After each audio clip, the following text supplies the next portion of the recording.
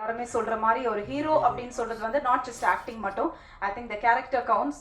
அவர் கூட இருக்கிற ஆட்களை எப்பவுமே கூடவே கூட்டிட்டு போறாரு. That is the biggest plus அவருக்கு. ஸோ இது எப்பவுமே உங்க கூடயே இருக்கணும்னு சொல்லி வாழ்த்தி I would like to call upon Santhanam sir to share few words please. எல்லாருக்கும் வணக்கம். ரொம்ப சந்தோஷமாக இருக்குது. அகைன் என்னுடைய படத்து மூலமாக எல்லாரையும் சந்திக்கிறதுல. வாங்க நிக்கில் முருகன் சார். எல்லாரும் உங்களை பற்றியே சொல்கிறாங்க. ஹீரோயின் வேறு சொன்னாங்க, இங்கே நான் தான் எங்கே தான் சொன்னீங்க. ஆனால் இன்றைக்கி இவருடைய சிரிப்பு பார்க்க சந்தோஷமாக இருக்குது. நேற்று சிங்கத்தை சதிச்சிட்டிங்களாப்பா. நேற்று ஃபுல்லாக பாட்டு பாடினிருந்தார். நான் என் வீட்டு கண்ணு குட்டி என்னோடு இன்னைக்குதான் விபூதியெல்லாம் வச்சுக்கிட்டு சாந்தமா ஓம் நம சிவாய எல்லாரும் நல்லா இருக்குன்னு வந்திருக்காரு. சந்தோஷம். நேற்று ஃபுல்லா ஆமா வெட்டிங் டே 29வது கல்யாண நாள். அதுக்கு எல்லாரும் ஒரு தடவை கை தட்டிடுவோம். ஆனால் நேற்று எல்லாரும் சேர்ந்து செஞ்சிட்டீங்க. அவர் நேற்று அந்த பாட்டிலே தான் இருந்தார். அப்படிங்களா?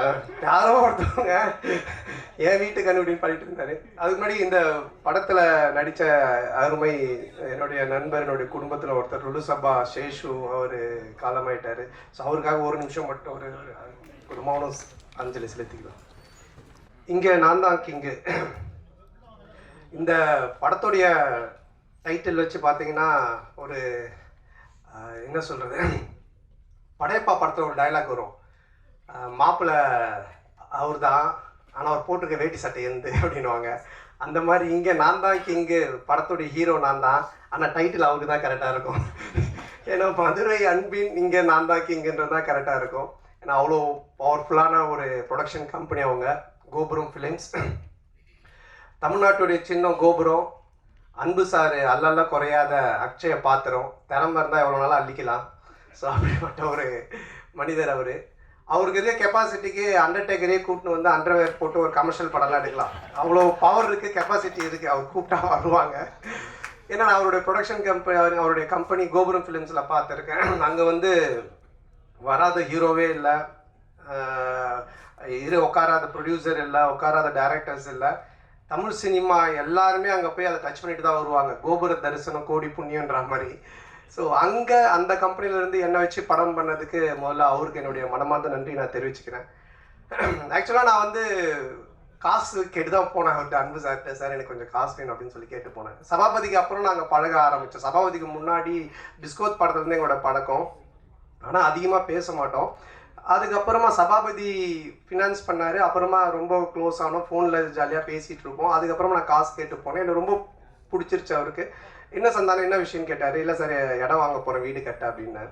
அப்போ சொன்னார், எப்பவுமே வந்து கடன் வாங்கி மட்டும் வீடு வாங்குறதோ இடம் வாங்குறதோ வாங்காதீங்க. அது மாதிரி நிறைய பேர் லோன் பண்ணுறாங்க. அதனால் இந்த காசு நீங்கள் அட்வான்ஸாக வச்சுக்கோங்க, இன்னும் இடம் வாங்க என்ன வேணுமோ சொல்லுங்கள், நான் ஹெல்ப் பண்ணுறேன், நம்ம படமாக பண்ணுவோம் அப்படின்னு என் மேலே ஒரு நல்ல அபிப்பிராயத்தில் தான் இந்த விஷயத்த பண்ணார்.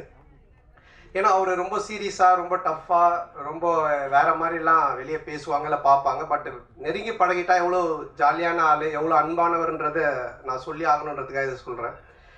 அது மட்டும் இல்லை, ஃபோனில் பேசினாலே ஜாலியாக தான் பேசுவார். நான் அடிக்கடி ஈஷாக்கு தான் போவேன், சிவராத்திரி அது இதுன்னு போவேன். ஃபோன் பண்ணாலே கேட்பேன், சந்தானா எங்கே இருக்க அப்படின்னுவார்.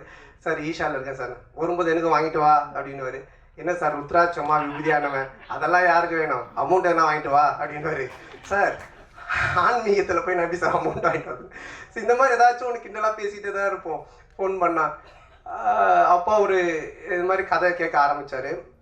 நான் கேட்பேன், சார் என்ன சார் நீ கதை கேட்டிங்களா, எப்படி இருந்துச்சுன்னு. அது ஏன் கேட்குற சந்தானம், ஃபர்ஸ்ட் ஆஃப் கேட்டுகிட்டே இருந்தேன், ஒருத்தன் ஃபோன் பண்ணான், வட்டி தரவே இல்லை, அவ்வளோதான். அதுக்கப்புறம் கதை கேட்டால் சிரிப்பே வர மாட்டுது, வெறுப்பாக இருக்குது.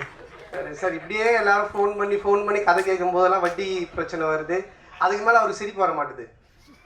அவன் கொடுக்க மாட்டான் சந்தானம், எனக்கு ரொம்ப டென்ஷன் ஆகி போச்சு. இப்போ இவன் காமெடி சொல்லிட்டு எப்படி நான் சிரிக்கிறது அப்படின்னாரு.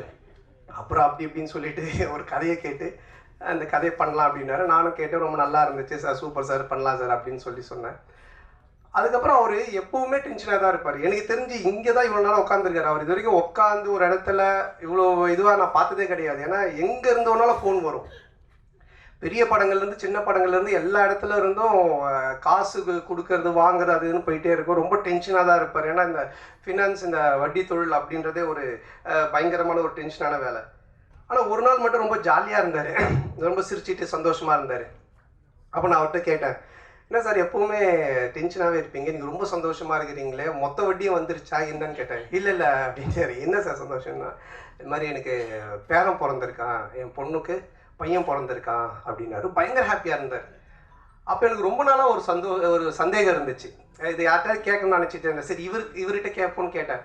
சார் பொதுவாக கல்யாணம் ஆகி நமக்கு ஒரு பையனோ பொண்ணோ பிறந்தா அதை விட சந்தோஷம் அவங்களுக்கு ஒரு பையனோ பொண்ணோ ஒரு பேரனோ பேத்தியோ பிறந்தா நம்ம சந்தோஷப்படுறோம், அது ஏன் சார்னு கேட்டேன். அப்போ ஒரு ஆன்சர் ஒன்று சொன்னார். சந்தானம், எப்பவுமே அசலை விட வட்டியில தான் கிக் அதிகம் அப்படின்னு.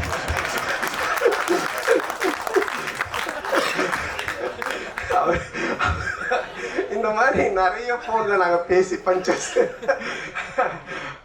அப்போ நான் நினச்சேன், சார் இதுக்கு நீங்கள் தான் கரெக்டான ஆள், உங்களை அடிச்சுக்க ஆள் கிடையாது சார் அப்படின்னு சொல்லிட்டு. ஸோ அப்படிப்பட்ட ஒரு ஜாலியான மனிதர். ஸோ அவரோட சேர்ந்து இந்த படம் பண்ண ரொம்ப சந்தோஷமாக இருக்குது. ஏன்னா பண்ணும்போது அவர் சொன்னார், தேட்டருக்கு வர ஜனங்க படத்தை பார்த்து சிரிச்சுட்டு போகணும் சந்தானம், காசு பணம் முக்கியம் இல்லை, அதை நம்ம சம்பாரிச்சிக்கலாம் அப்படின்ட்டு. ஒரு ப்ரொடியூசராக இல்லாமல், ஒரு ஃபினான்ஷியராக இல்லாமல், ஒரு தேட்டர் ஓனராக இந்த படத்தை எடுத்திருக்காரு. ஆடியன்ஸ் தேட்டருக்கு வரவங்க சிரிக்கணும், ரசிக்கணும் அப்படின்னு சொல்லிட்டு. அதே மாதிரி இந்த படமும் நல்லா வந்திருக்கு. இந்த படத்தை எடுக்கிற பொறுப்பை அவருடைய டாக்டர் சுஷ்மிதா அவங்ககிட்ட கொடுத்துருக்காரு. அவங்களுக்கு என்னுடைய வாழ்த்துக்கள். இந்த ஃபஸ்ட்டு படம், அதுவும் என்னுடைய படத்து மூலமாக அவங்க ப்ரொடியூசராக வர்றது எனக்கு ரொம்ப பெருமையாக இருக்குது. பொதுவாக நிறைய பொண்ணுங்க பார்த்தீங்கன்னா ஆன்லைனில் கண்டதையும் ஆர்டர் பண்ணி அப்பா காசை கறியாகிற பொண்ணுங்க இருப்பாங்க. ஆனால் சில பொண்ணுங்க அப்பா கொடுக்குற காசை சேர்த்து வச்சு பிரயோஜனமாக ஒன்று பண்ணுவாங்க. அதில் செகண்ட் கேட்டகரி தான் நம்ம ப்ரொடியூசர் சுஷ்மிதா. ரொம்ப பொறுப்பாக எங்கே செலவு பண்ணணும், எப்படி பண்ணணும், இதை எப்படி ப்ரொமோட் பண்ணணும், இந்த படத்தை எடுத்துகிட்டு போய் எப்படி சேர்க்கணும் அப்படின்றத ரொம்ப கவனமாக ரொம்ப டெடிகேஷனாக பண்ணுறாங்க. ஸோ அவங்க ஒரு மிகப்பெரிய ப்ரொடியூசர் லிஸ்ட்டில் கண்டிப்பாக நிற்பாங்க. ஸோ அவங்களுக்கு என்னுடைய நன்றி. அண்ட் தென் இந்த படத்தினுடைய மியூசிக் டைரக்டர் இமான் சார், அவர் என்ன மாதிரி தான் ஒரு ஆன்மீகவாதின்றதை விட ஒரு கடவுள் பக்தி உடையவர். எல்லாமே ஆண்டவர் தான் சொல்லிட்டு இருப்பார். எப்படி ஒரு சாப்பாட்டுக்கு சால்ட்டு முக்கியமோ அது மாதிரி ஒரு படத்துக்கு சாங் ரொம்ப முக்கியம். அந்த சாங் ஹிட்டுனாலே அது ஒரு 60% ஹிட்டான ஃபிலிம் அப்படின்ற ஒரு லிஸ்ட்டில் போய் ஏறிடும். அதுலேயும் அந்த ஆல்பமே ஹிட்டுனா ஒரு 80% அந்த படம் ஹிட்டு அப்படின்ற மாதிரி தான். ஸோ அது மாதிரி இமான் சார் ரொம்ப அற்புதமான சாங்ஸ் போட்டு கொடுத்துருக்காரு. நான் மெலோடி ஒன்று இருக்குது அப்படின்னு சொன்னார் அன்பு சார் என்கிட்ட. அப்போ நான் கேட்டேன், சார் அதை நான் எப்படி சார் பண்ணுறதுல எனக்கு வரவே வராது சார், ஏதோ ஆர்டர் தாதுன்னா கூட பரவாயில்ல சார்னு. அப்புறம் இல்லை நீங்கள் நல்லா வரும்னு இமான் சாரும் சொன்னாங்க. இது வரைக்கும் நான் ஹீரோவாக பண்ண படங்கள்லேருந்து வேற ஒரு டைமென்ஷனில் என்னை கொண்டுட்டு போன பெருமை இமான் சாருக்கு தான் சேரும். ஸோ அவர் கொடுத்த அந்த ஒரு மியூசிக்குடைய ஒரு ஸ்ட்ரென்த்து தான் இதை என்னை ஒரு மாதிரியும் பண்ண வச்சுது. அதை ரொம்ப பியூட்டிஃபுல்லாக கல்யாண் மாஸ்டர் எடுத்தாங்க. மற்ற 2 சாங்கும் பாபா பாஸ்கர் சார் எடுத்தாங்க. ஸோ அவங்களுக்கு இந்த நேரத்தினுடைய நன்றியை தெரிவிச்சுக்கிறேன். அதுக்கப்புறம் இந்த படத்தினுடைய ரைட்டர், நம்ம காஸ்டியூம் பார்த்தாலே உங்களுக்கு தெரியும், இது கச்சேரி கிடைக்காத கசல் சிங்கர் மாதிரி. அதாவது அவர் ரைட்டர்னு தெரியணுன்றதுக்காக இதை எடுத்து தச்சு போட்டுட்டு அவர் பேசிட்டே இருக்கும்போது அன்பு சார் சொன்னார், ரொம்ப லென்த்தாக போகுது, ஜிப்பா பூச்சி இழியன் சொன்னார் அப்படின்னாரு. இல்லை சார் முடிச்சுட்டேன். இல்லை இவர் பேசுகிற காமெடி மாதிரியே படம் இருக்குன்னு நினச்சிட போகிறாங்கன்னாரு. இல்லை ஆடியன்ஸ் தெளிவாக இருப்பாங்க. ஸோ அவர் எப்படி இந்த அவெஞ்சர்ஸ் படத்தில் தார் சுற்றியோடவே சுற்றுவார், அது மாதிரி ஒரு பெட்டியோடய தான் சுற்றுவார். ஆனால் நீங்கள் அந்த பெட்டி மிஸ்ஸிங் எங்கே சார்? இங்கே வண்டியில் இருக்கா? ஓகே. அதுலேருந்து தான் அந்த ஸ்கிரிப்டு பஞ்சஸ் எல்லாத்தையும் எடுப்பார். நல்ல ரைட்டர். என்னென்னா அவர் பார்க்காத தமிழ் சினிமாக்களே கிடையாது, அவ்வளோ படங்களை பார்த்துருக்காரு. ரொம்ப நல்ல ஒரு கதையை, அற்புதமான கதையை இதில் கொடுத்துருக்காரு. அதுக்கு director Anand, India Pakistan director. அநேகமாக அடுத்தது உக்ரைன் ரஷ்யான்னு எடுப்பார்னு நினைக்கிறேன். அதுக்குள்ளே நாங்கள் ஒரு ஃபேமிலி சப்ஜெக்ட் ஒன்று பண்ணுங்க சொல்லி கூப்பிட்டு வந்திருக்கோம். ரொம்ப நல்லா டைரக்ட் பண்ணியிருக்காரு. இந்தியா பாகிஸ்தானில் ஒரு ஃபேமிலி, ஒரு எமோஷன்ஸ், அதில் காமெடி இருக்கும். அதே மாதிரி இதுலேயும் எனக்கு ஒரு எமோஷனும் வச்சுருக்காரு, ஒரு ஃபேமிலி ட்ராமாவும் அழகாக செட் பண்ணியிருக்காரு. அப்புறம் டிஓபியோட பிரதர் ஓம், அண்ணனும் தம்பியும் சேர்ந்து அவ்வளோ அற்புதமாக சினிமா ஃபோட்டோகிராஃபி பண்ணியிருக்காங்க. ஸோ அவருக்கு என்னுடைய வாழ்த்துக்கள். அதுக்கப்புறம் ஆல் டெக்னீஷியன்ஸ், இதில் நடித்த இதில் பண்ண டான்ஸ் மாஸ்டர், ஃபைட் மாஸ்டர், எல்லா technicians, writers, lyric writers, editor எல்லாருக்குமே சேர்த்து மொத்தமாக என்னுடைய நன்றியை தெரிவிச்சுக்கிறேன். ஏன்னா ஆல்ரெடி ரொம்ப லென்த்தாக போயிட்டுருக்கு. அதுக்கப்புறம் இந்த படத்தினுடைய கேரக்டர் பண்ணியிருக்க தம்பி ராமையா சார், தம்பி ரமேஷ் சார் மாதிரி ஒரு இன்டெலிஜென்ட்டான காமெடின்னு நீங்கள் பார்க்கவே முடியாது. நான் வந்து ஒரு குறிப்பிட்ட சில காமெடியன்ஸ் மட்டும் தான் சொல்லுவேன். ரொம்ப புக்ஸ் படிப்பாங்க, ரொம்ப இன்டெலிஜென்ட்டாக இருப்பாங்க, அவங்களுக்கு எல்லாமே தெரியும். ஆனால் படத்தில் கோமாளித்தனமாக ஒன்று பண்ணுவாங்க. ஸோ அந்த மாதிரி தம்பி ராமையா சார் வெரி இன்டெலிஜென்ட். அவர் நிறைய படிச்சிருக்காரு, நிறைய விஷயங்கள் தெரியும். அவரோட சேர்ந்து பேசும்போது தான் அந்த ஷேர் பண்ணும்போது தான் எனக்கு ஆச்சரியமாக இருக்கு. என்னன்னா இவ்வளோ பேசுகிறீங்க, இதெல்லாம் தெரியுதுங்க அப்படின்னும் போது சொல்லுவார். ஸோ இந்த படத்தில் வந்து எனக்கு ஒரு மாமனார் கொடுமை, மாமியார் கொடுமை பார்த்துருப்பீங்க. அது மாதிரி ஒரு மாமனார் கொடுமையில் மாட்டிக்கிற ஒரு மாப்பிள்ளை கேரக்டர் நான். ஹரிச்சந்திரனுக்கு ஹார்ட் அட்டாக் வர அளவுக்கு போய் சொல்லுவார் இந்த படத்தில். ஸோ அந்த மாதிரி ஒரு கேரக்டர் டிசைன் பண்ணி அவர் கொடுத்துருக்காங்க. அது ரொம்ப அழகாகவும் பண்ணியிருக்காரு. ஸோ இந்த படத்தில் ஒரு என்ன சொல்கிறது, ஒரு ஒரு பயங்கரமான காமெடியை தூக்கி ட்ராவல் பண்ணியிருக்காரு. இனிமே இப்படி தானுக்கு அப்புறம் எனக்கே ஒரு இது இருந்துச்சு, எனக்கும் தம்பி சாருக்கும் ஒரு நல்ல காம்போ இல்லையே, இனிமே இப்படி தான் மாதிரி ஒன்று ஒர்க் பண்ணணுன்ட்டு. அது ஆனந்த் இந்த படத்தில் ரைட்டர் சேர்ந்து எனக்கு அழகாக செட் பண்ணி கொடுத்தாங்க. அது நல்லா காமெடியும் ஒர்க் ஆகிருக்கு. ஸோ அவருக்கும் என்னுடைய நன்றி தெரிவிச்சுக்கிறேன். அப்புறம் மச்சான் கேரக்டர் பாலான்னு ஒரு இரிட்டேட்டிங்கான மச்சான், வீட்டை விட்டு எப்படா அவன் போவான்ற மாதிரி ஒரு கேரக்டரு. அதுக்கப்புறமா ஹீரோயின் நம்ம சேலத்து பொண்ணு. அவங்க ஃபஸ்ட்டு ஸ்டார்டிங்கில் எனக்கு தெரியாது, ஏதோ பாம்பேலேருந்து தான் கூப்பிட்டு வந்திருக்காங்க நினச்சி நான் சரியாக பேசலானால இங்கிலீஷில் பேசிகிட்டு இருந்தேன். அப்புறம் தான் அவங்க சொன்னாங்க, சார் நான் சேலம் சார், நம்ம சேலத்து பொண்ணு சார்னாங்க. அவங்க ரொம்ப அற்புதமாக நடிச்சிருக்காங்க. ஸோ மாமனார் மச்சான், அப்புறம் ஒரு ஒரு அழகான அதே டைமில் ஒரு குட்டி குட்டியான விஷயங்கள் பண்ணக்கூடிய ஒரு மனைவி கேரக்டரு. அதுக்கப்புறமா மேனேஜராக விவேக் பிரசன்னா பண்ணியிருக்காரு. ஸோ இவங்க எல்லாருமே அதில் இருக்காங்க. அதுக்கப்புறம் என்னுடைய படம்னாலே ஒரு ஃபேமிலி காம்போ பேக்குன்னுவாங்க. இந்த பர்கர் பீஸாலாம் வாங்கினா கூல்ட்ரிங்க்ஸு ஃப்ரெஞ்சு ஃப்ரைஸ் இதெல்லாம் தருவாங்க ஃப்ரீயாக. அந்த மாதிரி என்னுடைய படம் அப்படின்னு சொன்னாலே மாறன், சேசு, கூல் சுரேஷ், முனிஷ்காந்த் இப்படி எல்லாருமே இருப்பாங்க, ஆண்டனி, மனோபாலா எல்லாருமே. ஸோ அவங்க எல்லாருமே இதில் இருக்காங்க. அவங்களுக்கும் சரியான ஒரு கேரக்டர் எழுதி காமெடி பண்ணியிருக்காங்க. அப்புறம் கூல் சுரேஷ் யார் அவங்க தடுக்குது வளர்ச்சியை, அது யாருங்க நான் 2 பேர், அவனை விட்டுருங்க, நீங்கள் தடுக்க பாருங்க. இப்போ சொந்தமாக கட்சியெல்லாம் ஆரம்பிச்சிட்டான்.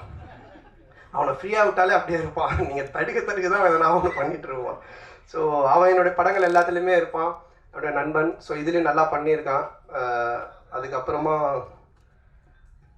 கட்ட குஸ்தி டைரக்டர் செல்லா, அவருக்கும் இந்த நேரத்திலுடைய மனமார்ந்த நன்றி. ஒரு ஹிட் படம் கொடுத்துட்டு, காமெடி ஜானர் படம் கொடுத்துட்டு, இதுலேயும் டிஸ்கஷனில் உட்காந்து நிறைய காமெடி சீன்ஸுக்கெல்லாம் ஒர்க் அவுட் பண்ணி கொடுத்தாரு. ஸோ அவருக்கு என்னோட மனமார்ந்த நன்றி. அப்புறம் இந்த படத்தில் ஒர்க் பண்ண அனில், மலையன் கோபி, செந்தில் சார் மற்றும் அந்த டீம், ப்ரொடக்ஷன் டீம் எல்லாருக்குமே என்னுடைய மனமார்ந்த நன்றி தெரிவிச்சுக்கிறேன். இப்போல்லாம் நீங்கள் பார்த்தீங்கன்னா, இப்போ இந்த படமே பார்த்தீங்கன்னா 90s கிட்ஸை பேஸ் பண்ணி தான் எடுத்திருக்கோம்.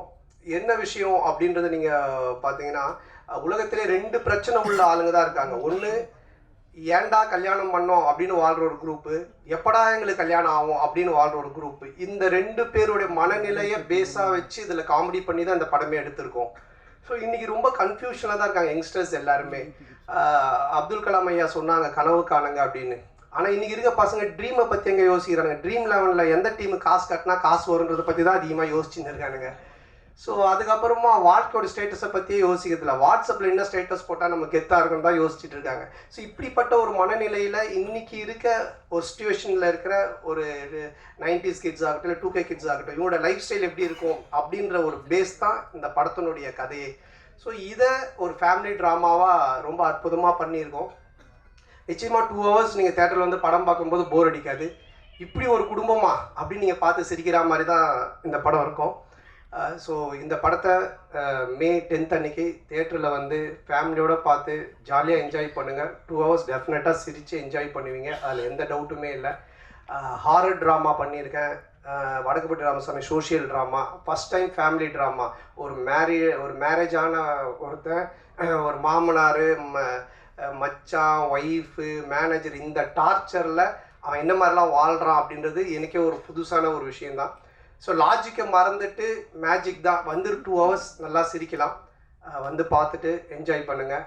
அப்புறம் இந்த எல்லா படத்துக்கும் எனக்கு தொடர்ந்து சப்போர்ட் பண்ணிகிட்டு இருக்கிற பத்திரிகை ஊடக நண்பர்கள் மற்றும் என் உயிரினும் மேலான என் அன்பு சொந்தங்களாகிய ரசிகர் மன்றங்கள் வச்சிருக்க அனைவருக்கும், MKS குமரல் அவர்களுக்கும் இந்த நேரத்தோட மனமார்ந்த நன்றி. மற்றும் என்னோடய டீம் முருகன், ஆனந்த், சேது, குணா மாம்ஸ், விஜய், சுந்தர், ரமேஷ், ராஜ், பரத், கிஷோர், அப்புறம் என்னுடைய makeup artist Khushi and hair stylist Gagan and Mahesh, Ilango, Bharath, Ashok, Anand, Vasu அண்ணா எல்லாருக்கும் இந்த நேரத்தோட மனமார்ந்த நன்றி தெரிவிச்சுக்கிறேன். ரொம்ப நன்றி. தேங்க்யூ. சார், நீங்கள் சாதாரணமாகவே படம் 2 ஹீரோயின் 3 ஹீரோயின் அப்படி இருக்கும். இந்த படம் இங்கே நான் தான் கிங்குன்னு வச்சுருக்கீங்க. கிங்குக்கு ஒரே ஒரு ராணி. எனக்கு ரொம்ப வருத்தமாக இருக்குது. என்ன காரணம்? அந்த பொறுத்தையும் ஒன்றும் காட்டல நீங்கள். அந்த ஒரு டைட்டில், அந்த சாங் நீங்கள் பார்க்கலையா? இல்லை, 2 பேர் வராங்க, ஆனால் ஹீரோயின் ஒருத்தங்க இல்லை. அந்த சாங் பார்க்கல நீங்கள். மாயோனே உங்களுக்காக தான் எல்லா படத்தையும் இதே கேள்வி கேட்குறீங்க. நம்ம தேவராஜ் அண்ணன் வந்து அப்படியே மீனாட்சி சார் மேலே அப்படியே தலையை வச்சு சாஞ்சிட்டார் அந்த பாட்டில். அப்படி எமோஷனல் ஆகி ஒரு மாதிரி ஆகிட்டாரு. நீங்கள் என்ன இன்னும் நான் எனக்குள்ளாரே சாஞ்சிட்டேன். அவ்வளோ பிரமாதமாக இருந்தது. 2-3 ஹீரோயினை போட்டு எடுக்கலாம். யார் காசு போடுறது? ப்ரொடியூசரு. இதுக்கப்புறம் அது மாதிரி கதை அமைச்சா கண்டிப்பாக எடுக்கலாம். அப்புறம் நீங்கள் வந்து ஒரு காமெடியான ஜோக்கராக இருந்துட்டு இன்னைக்கு நான் தான் கிங்கு அப்படிங்கிற அளவுக்கு வளர்ந்துருக்கீங்க. இந்த வளர்ச்சி இந்த அஜித் பில்லாவிலேயே சொல்லுவார், நான் இன்னொரு இதாக பார்த்து செதுக்கி வளர்ந்தேன் அப்படின்ட்டு. அந்த மாதிரி நீங்களாக வளர்ந்ததா இல்லை உங்கள் டீம்? ஏன்னா அது உங்கள் டீமில் இந்த மாறன், சேசு இப்போ எல்லாரும் ரொம்ப ஃபேமஸாக இந்த கதை தயாரிக்கிறது காமெடிகள் சீன்ஸ். அது எப்படி? இல்லை, எல்லாருமே தான். நம்ம ஒரு விஷயம் எதை பற்றி பேசினாலுமே இப்போ நீங்கள் ஒரு ராமாயணம் எடுத்துக்கிட்டா கூட ராமர் அப்படின்றவரை நம்ம பயங்கரமாக பார்க்குறோன்னா அதில் சுற்றி இருக்கிற ஹனுமன், விபீஷணன் எல்லா கேரக்டருமே அந்த ராமர் அப்படி போர்ட்ரேட் பண்ணுவாங்க. அந்த மாதிரி ஒரு லைஃப்பில் யார் முன்னுக்கு வந்தாலுமே அவங்கள சுற்றி இருக்கிறவங்க எல்லாருமே சப்போர்ட் பண்ணி அவங்க மனசார அதை வாழ்த்தி அவங்க சப்போர்ட் பண்ணால் மட்டும்தான் அந்த கேரக்டர் ஜெயிக்க முடியும். அதனால் என்னால் மட்டுமே கிடையாது, என்னுடைய டீம் ப்ளஸ் என்னுடைய ப்ரொடியூசர்ஸ், டைரக்டர்ஸ் எல்லாருக்குமே அது போய் சேரும். சொன்னாங்க சார், மாமனாரை வந்து அப்பா மாதிரி அப்படிம்பாங்க. இந்த படத்தில் நீங்கள் அவன் இவன் காட்டுமிராண்டி ஏதோ பேட் ஸ்மெல் அப்படிலாம் கலாச்சிருக்கீங்களே. இந்த மாதிரிலாம் கலாச்சா வீட்டிலலாம் எவ்வளோ இதாக இருக்கும்?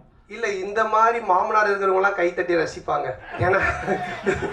ஏன்னா நீங்கள் இந்த படத்தில் மாமனாரை பார்த்தீங்கன்னா தான் தெரியும். ஃபஸ்ட்டு நானும் மாமனார் அப்படிலாம் தான் பேசிகிட்டு இருப்பேன். அப்புறம் பண்ண அது வந்து அந்த கேரக்டருக்கான ஒரு மரியாதை தான் அது. நான் தான் கிங்கு சினிமாவில் இருக்கிறவங்களுக்காக சொல்கிறீங்களா இல்லை ஃப்யூச்சரில் அரசியலுக்கு வர போகிறீங்களா? அதை ஒட்டி இந்த டைட்டிலில் வந்துட்டு நீங்கள் ஓகே பண்ணீங்களா? இது எப்படி பதில் சொன்னாலும் மாட்டிக்கிற மாதிரி தான் இருக்கும். அரசியலுக்கு வர சொன்னாலும் தப்பாக தான் இருக்கும், சினிமா சொந்தம். இப்போது அது ஒரு ஹிட்டான ஒரு டயலாக். அது ரஜினி சார் சொல்லி ஹிட்டான டயலாக்கு. அது அன்பு சார் வந்து இது நல்லா இருக்கு, அதுவும் இந்த கதை மூலமாக கடைசியில் அந்த ஹீரோ பண்ணுற விஷயம் நல்லா இருக்குன்றதுக்காக வச்சது. மற்றபடி இது மற்ற பொது சினிமாவுக்காகவோ இல்லை அரசியலுக்காகலாம் கிடையாதுங்க சார். அது மாதிரி இந்த டயலாக் ஒன்று வருது இல்லை, இங்கே வந்து நடிகர் சங்க கட்டடம் கட்டிட்டு தான் விஷால் கல்யாணம் பண்ணிக்கிற மாதிரி சிங்கிளாக சுத்தன சிம்பும் இல்லை. இது வேறு. அதே மாதிரி இந்த நெட்ஃப்ளிக்ஸில் இவ்வளோ பிரமாதமாக கல்யாணம் பண்ணுவீங்கன்னா நெட்ஃப்ளிக்ஸில் போட்டுக்கலாமே அப்படின்னு. இது எல்லாமே இங்கே இருக்கிறவங்கள நீங்கள் தாக்குற. இதை வேறு யாராவது பண்ணால் வருத்தம் ஏற்படும். நீங்கள் பண்ணால் நாங்களும் ரசிக்கிறோம், சம்மந்தப்பட்ட அவங்களும் ரசிக்கிறோம். இது இப்படி ரசனையாக இருக்குங்கிறத எப்படி யோசிக்கிறீங்க? அதான் அது ரசனையாக இருக்குது. இது ஏன் பிரச்சனை ஆகக்கூடாதுன்னு இதை கேட்டு இருக்கிறீங்க. அடுத்தது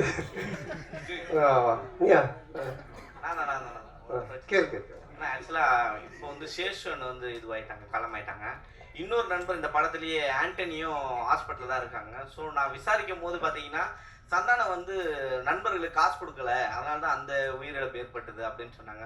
சரி, டேரெக்டாக நம்ம களத்துக்கு போவோம் அப்படின்னு சொல்லிட்டு ஆண்டனி கிட்ட மருத்துவமனைக்கு போகும்போது சந்தானம் தான் ஃபுல்லாக எனக்கு வந்து மருத்துவமனையில் காசு கட்டிட்டு இருக்காரு அப்படின்னு சொல்கிறாங்க. ஏன் உங்களை வந்து பின்னுக்கு தள்ளிக்கிட்டே இருக்கிறாங்க? எதனால இது வருது உங்களுக்கு தெரியல. அது சில பேர் இப்போ எல்லாருமே என்னை ரசித்து எல்லாருமே நல்லா இருக்குன்னு சொல்லி பேசிட்டு அப்புறம் நானே கடவுளாக மாறிடுவேனே, அதனால் பிடிக்கல, அது தப்பாக சொல்கிறதுக்கும் சில ஆட்கள் இருப்பாங்க. அதை பற்றி நம்ம பெருசு பண்ணிக்க தேவையில்லை. நமக்கு பிடிச்சவங்களுக்காக நம்ம பண்ணுவோம், அவ்வளோதான். இப்போ படம் பார்க்கும்போது வந்து இவன் பண்ண காமெடி நான் சிரிக்கவே மாட்டேன்னு உட்காரத்துக்கும் சில பேர் இருப்பாங்க. அவங்களுக்காக நம்ம வந்து கஷ்டப்பட தேவையில்லை. நம்மளை ரசிக்கிறவங்களுக்காக பண்ணணும், அவ்வளோதான். நம்ம பண்ணுற விஷயம் இப்போ உங்களை மாதிரி சில பேருக்கு தெரிஞ்சு அது நல்ல முறையில் போய் ரீச் ஆகுது, அவ்வளோதான். டைட்டில் வரும்போதெல்லாம் பார்த்தீங்கன்னா இப்போ தொடர்ந்து இனிமே இப்படி தான் அப்படின்னு வச்சிங்க. அதுக்கப்புறம் டிடி ரிட்டர்ன் 10 வருஷத்துக்கு முன்னாடி வச்ச டைட்டில் அது இப்போதான் தொடர்ந்து. இல்லை, நான் தான் நீங்கள் கிங்குன்றீங்க. நீங்கள் காமெடியில் கிங்கா இல்லை அடுத்தது ஹீரோக்களில் கிங்காக போகிறீங்களா? இல்லை, அதுதான் நான் பதில் சொன்னேன். இப்போ இந்த படத்துடைய கதைக்கு தான் கிங்கு. இது வந்து பொதுவாக நம்ம எதுவுமே எடுத்துக்க வேண்டாம். அவங்க மாயோனே சாங் போடும்போது எழுந்து வந்த ஆடலான்னு அதை நான் பார்த்துட்டு தான் இருந்தேன். அதெல்லாம் மறைச்சிட்ட பத்தியா சந்தான ப்ரோ? அந்த ரன்பீர் கபூர் படம் மட்டுமே பார்க்குற ஆலியா பாட்டியை கண்டுபிடிச்சி நடிக்க வச்சது நீங்கள் தானே? அந்த டயலாக் அவங்க சொன்னதுக்கு அப்புறமா அது தோணுச்சு. சரி, ஆலியா பாட்டின்னு சொல்ல வேணா ஆலியா பாட்டின்னு சொல்லி ஒரு விஷயம் பண்ணலாம் அப்படின்னு சொல்லி. இல்லை அது கரகட்டகரன் படத்தில் வர்ற மாதிரியா இல்லை எதேச்சியாக அமைஞ்சதா? இல்லை எதர்ச்சி அமைஞ்சது தான். Okay, thank you. தேங்க்யூ. அன்பனாக்கு ஒரு கேள்வி. ஆனால் நீங்கள் மகளை வந்து தயாரிப்பாளர் ஆகிட்டீங்க. உங்கள் மருமகனுடைய மேரேஜ் பிக்சர்ஸில் பார்த்தது தான், நேரில் என்ன பார்க்கல. அவரே ஒரு ஹீரோ மாதிரி தான் இருப்பார். அவர் ஹீரோவை லான்ச் பண்ணுற ஐடியா ஏதாவது இருக்கா? நீங்கள் முதல் பட்டீங்கன்னா ஆரம்பிச்சிருவோம். சந்தானம் என்ன உங்களுக்கு நீங்கள் படத்தில் டைலாக் ஒன்று சொல்லியிருப்பீங்க, விஷால் சாரையும் சிம்பு சாரையும் சொல்லியிருப்பீங்க. முரட்ட சினிமா சுற்றுறது 3 பேர் தமிழ் சினிமாவில். எஸ்ஜே சூர்யாவும் இருக்கார். ஏன் அவர் விட்டுட்டீங்க? ஏன்னா அவர் கூட நீங்கள் ட்ராவல் பண்ணியிருக்கீங்க. இல்லை இவங்க 2 பேரும் வந்துட்டு இப்போது ரீச்சில் இருக்காங்க. ரெண்டாவது ரொம்ப க்ளோஸ் டு என்னுடைய ஃப்ரெண்ட்ஷிப்பில் ரொம்ப க்ளோஸில் இருக்காங்க. அதனால அவங்க பேர் டக்குன்னு ஞாபகம் வந்தனால பண்ணோம். என்னன்னா இப்போ எப்பவுமே வந்து நீங்கள் சந்தானம் சார் வந்து ஒரு டீம் எடுத்தாருன்னா எல்லாரையும் கலெக்ட் பண்ணி மொத்தமாக ஒரு என்ன சொல்லுவாங்கன்னா ஒரு சீட்டு கட்டு மாதிரி சரி ராஜா ராணி எல்லாமே இருக்கும். இதில் வந்து சில பேர் மிஸ் பண்ணதா சொல்கிறாங்க. அது உண்மையா? யார் மிஸ் பண்ணாங்க? இல்லை இப்போ உங்கள் டீமில் 2 பேர் 2-3 பேர் மிஸ் ஆகிட்டாங்க. அதை பற்றி கேட்குறேன். இது நடிக்கிறது இல்லை சொல்கிறீங்களா? இறந்து போயிட்டு இறந்துட்டாங்க. ஓகே. அது உடல்நலக் குறைவு. அது சில பேருக்கு அது மரணம்ன்றது நம்ம கையில் இல்லை. எப்போ யாருக்கு என்ன நடக்கும்னு தெரியாது. பட் இருக்கிற வரைக்கும் ஆரோக்கியமாக வாழ்கிறதுக்கான விஷயங்களை நம்ம பார்த்துக்கணும், அவ்வளோதான். அது தவிர வேறு எதுவும் ஒன்று இது பண்ண முடியாது. தயாரிப்பாளர் மேடத்துக்கு ஒரு கேள்வி. சுஷ்மிதா மேடம், உங்கள் அப்பா வந்து நிறைய அனுபவசாலி. முதல்ல நீங்கள் படம் எடுக்கும்போது இதெல்லாம் செய்யணும், இதெல்லாம் செய்யக்கூடாது, எப்படி படப்பிடிப்பு நடக்கணும், என்ன அட்வைஸ் கொடுத்தாங்க? உங்களுக்கு அடுத்து யாரை வச்சு படம் பெரிய பட்ஜெட்டில் தயாரிக்கணும்னு ஆசை இருக்கு? எனக்கு அவர் கண்டிப்பாக ஒரு இன்ஸ்பிரேஷன். நான் கிட்டத்தட்ட ஆஃபீஸ்லேயே தான் வளர்ந்தேன். ஸோ ஒவ்வொன்றும் நான் கற்றுக்கிட்டு தான் வந்துட்டுருக்கேன். அண்ட் பெரிய படம் சின்ன படம் இல்லாமல் மக்கள் என்ஜாய் பண்ணுற மாதிரி படம் எடுக்கணும்னு தான் என்னோட ஆசை. 2மே இருக்கணும் எனக்கு. சார் இமான் சார் உங்களால் பல ஹீரோக்கள் வளர்ந்தாங்க. சந்தானம் சார் ஓரளவு வளர்ந்த ஹீரோ. இன்னும் அவர் வளர்றது இந்த பாட்டு இதுவாக இருக்குது. தொடர்ந்து உங்கள் 2 பேரோட ட்ராவல் தொடர்ந்து இருக்குமா அடுத்தடுத்த படங்களில்? வேறு எதுவும் கமிட் ஆகிருக்கீங்களா 2 ஒரு படத்தில் நீங்கள்? இல்லை இப்போதைக்கு ஒன்றும் பேசல சார். பட் நிச்சயமாக அதுக்குண்டான சரியான கதைகள் அமையும் போது நிச்சயமாக பண்ணுவோம் சார். இதுவே ரொம்ப லாங் டைம் வெயிட் தான். அதுக்கு பிறகு தான் அது பண்ணியிருக்கோம். நிச்சயமாக கூட சேர்ந்து மறுபடியும் ஒர்க் பண்ணுவோம் சார். சந்தானம் சார் நீங்கள் எப்போதுமே ஆண்களை அது என்ன மாதிரி ஆள்லாம் ரொம்ப கவர்ந்துருவீங்க உங்கள் டைலாக் இதில். இந்த படத்தில் பெண்களையும் கவர்னுங்கிறது தான் அந்த பாடலில் பிங்க் கலராக ஃபுல்லாக. ஏன்னா பெண்களுக்கு பிடித்த கலர் பிங்க் கலரும்பாங்க. அதுதான் காரணமா? நல்லா இருந்தது. 3 பாட்டுமே நல்லா இருந்தது. அந்த பாட்டு இந்த கேள்வியெல்லாம் உங்களுக்கு எங்கேருந்து தோணுது? முன்னாடில இருந்தா மூளையில இருந்தா? விடிய காலைல 4 மணிக்கு நீ சந்தானம் சார் ப்ரெஸ் போயிட்டு இருக்கு. நம்ம வந்து கேள்வி அப்படி உட்காந்து யோசிச்சது. விடிய கால பிரம்ம முகத்தில் உட்காந்து எழுதுறது பிங்க் கலர்லாம் பொண்ணுங்களுக்கு பிடிக்காதான் போட்டு அது இங்கே வந்து மொத்த கேள்விலாம். நன்றி சொல்ல. அது காஸ்டியூம் டிசைனர்ஸ் கொடுக்கறது தான். இன்னைக்கு கூட பார்த்தீங்கன்னா இந்த கோட்லாம் போட்டிருக்கேன். வெயிலுக்கு எனக்கு கோட்டு போடவே பிடிக்காது. காஸ்டியூம் டிசைன் இல்லை போடுங்க நல்லா இருக்கும் அப்படின்னாங்க. அதனால காஸ்டியூம் டிசைனரோட வேலை அது பண்ணணும். கானா பாட்டுனா நீங்கள் வந்து கலக்குவீங்க. டான்ஸ் கின்ஸ்லாம் பர்ஃபார்மன்ஸ் இப்போ ஹெவி ஆகிடுச்சு. இப்போ ரொமான்டிக் வரும்போது எந்த மாதிரியான இதெல்லாம் எஃபெக்ட்லாம் எடுத்தீங்க? அந்த மூடு அதான் ரொம்ப கஷ்டமாக இருந்துச்சு ஃபஸ்ட்டு எனக்கு அது வரவே இல்லை. நான் சாங்கே சார்ட்டு சொன்னேன். சார் ரிமான் சார் என்ன சார்னா அன்பு சார்ட்டே சொன்னேன். அன்பு சார் தான் சொன்னாங்க இல்லை ஒரு சாங் இது மாதிரி பண்ணலாம் அப்படின்ட்டு.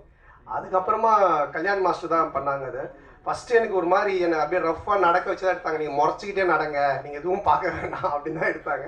அப்புறம் அது கொஞ்சம் கொஞ்சம் இன்க்ரீஸ் ஆகி ஒரு மாதிரி அப்படி எடுத்துட்டாரு. அது வந்து கண்டிப்பாக கல்யாண மாஸ்டர் தான் அதை சொல்லணும். ஏன்னா எனக்கு அது பிடிக்கவே பிடிக்காது இந்த ரொமான்டிக்காக பார்க்கறது, அப்படியே ஃபீல் பண்ணுறது, எட்டி பார்க்கறது இதெல்லாம்.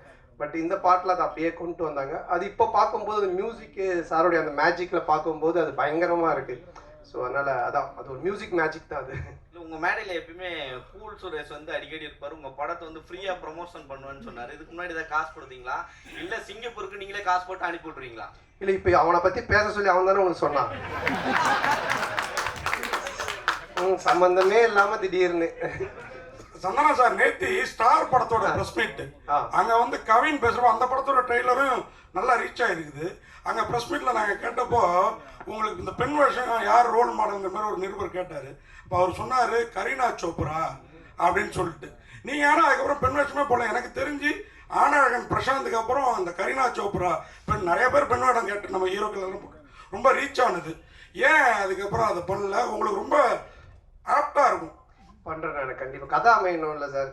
கதை அமைஞ்சால் தான் கரெக்டாக பண்ண முடியும். ஏதாச்சும் ஒரு லேடி கேட்டப்பில் ஒரு கதை ஏதாச்சும் வந்தால் கண்டிப்பாக டெஃபினட்டாக பண்ணுறேன். ஹீரோயின் மேடம் உங்களுக்கு ஒரு கேள்வி. ஒரு கேள்வி அண்ணன் கேட்குறாரு. அந்த மைக்கை கையில போட்டு கட்டினாரு, யாருமே தர மாட்டேங்குது. ஒளிச்செல்லாம் வச்சு பேசிட்டு இல்ல எல்லாரையும் கேட்கணும்ல, இப்படியெல்லாம் மைக்கை வச்சுக்கிறீங்க. அதான் இதே சரி எனக்கு நடந்தது. அதனாலதான் இப்போ கிரண் மேடம் நீங்க சொன்னீங்க சந்தானா சார் ஃபர்ஸ்ட் இங்கிலீஷ்ல பேசிட்டு இருந்தாரு, அப்புறம் ஒரு வாரம் கழிச்சு தமிழ்ல என்னையும் கலாய்க்க, அவர் கலாச்சாரத்துல என்ன பயங்கரமா பங்கமா இருந்தது. அதை மட்டும்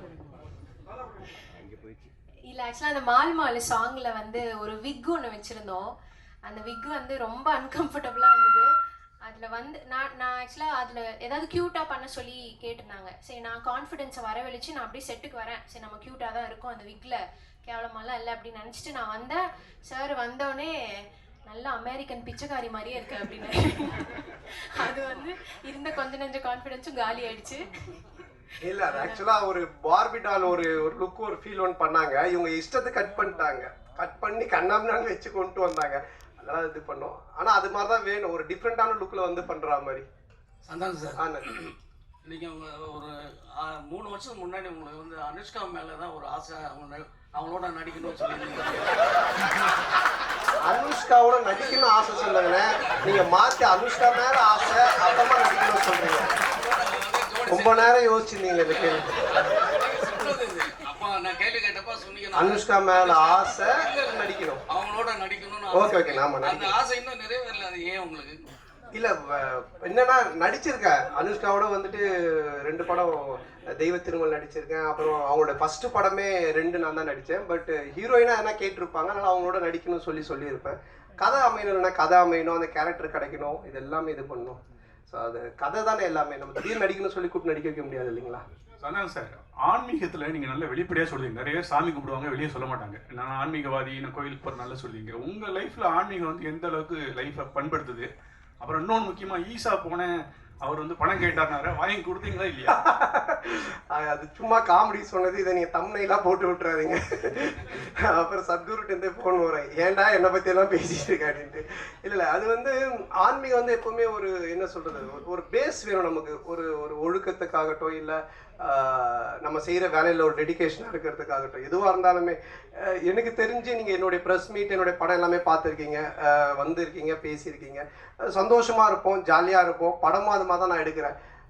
இதுதானே ஒரு மனுஷனுக்கு வேணும். எப்பவுமே ஏதோ ஒன்று யோசிச்சுன்னு, நகத்தை கடிச்சிக்கின்னு, சிந்திச்சுக்கிட்டு, சோகமாக இருந்துக்கிட்டு, பேசும்போது ஏதோ ஒன்று பண்ணிட்டு இல்லாமல் சந்தோஷமாக இருக்கும்ல. இப்போ கொஞ்ச நேரம் இங்கே 1/2 மணி நேரம் பேசலாம், எல்லாம் சிரிச்சு சந்தோஷமாக இருக்கும். இதுதானே பேஸ். அது வந்து எனக்கு ஆன்மீகத்தில் நல்லா கிடைக்குதுன்னு தான் தோணுச்சு. அதனால் அதை நான் சொல்லிட்டு இருக்கேன். நான் ஆன்மீகவாதி, கடவுள் கும்பிட்றேன் அப்படின்ட்டு. சார் நான் தான் கிங்கு அப்படின்னு சொல்றப்ப நான் தான் கிங்குன்னு ஃபீல் ஆகுது. ஆக்சுவலாக நீங்கள் தான் கிங்கு, நீ தான் கிங்குன்னு டைட்டில் இருந்தால் உங்களை சொல்கிற மாதிரி இருக்கும். இப்போ நான் தான் கிங்குன்றப்ப எல்லாருக்கும் அவங்கவுங்க சொல்கிறப்ப அவங்கவுங்க இப்படி ஒரு பரோபகாரமான எண்ணம், எல்லாருக்குமான எண்ணம்.